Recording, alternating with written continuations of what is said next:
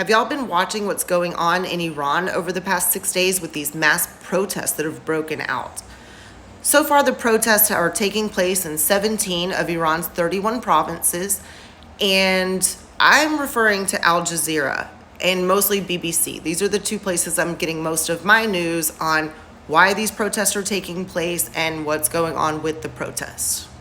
Now, this is still according to Al Jazeera, but what they're saying is that the root cause of these protests are cost of living. That on Sunday, the date that these protests broke out, the Iranian rial dropped to 1.42 million against the US dollar. And this represented a 56% drop of value in just the last 6 months. This has driven inflation, with food prices this year soaring by an average of 72% compared with last year. 72%. So food prices have gone up by 72% this year.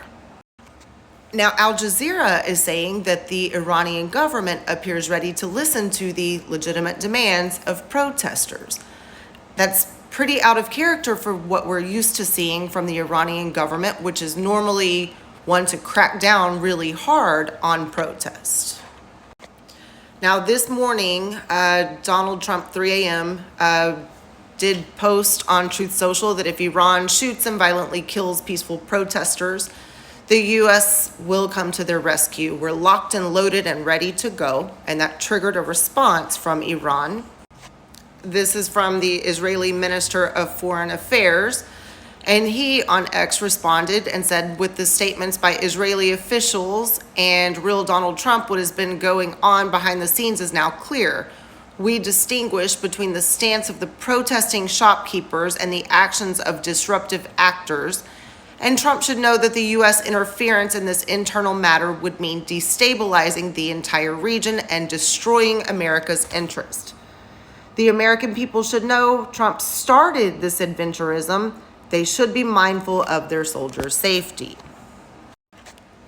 So basically what he is saying is that the U.S. and Israel are adding to stoking essentially these demonstrations. As always, when it comes to Iran, this is a pretty complex situation that's unfolded over there. And also, given the fact that they just stated that they were at total war with the U.S., this is probably a situation that we should keep an eye on.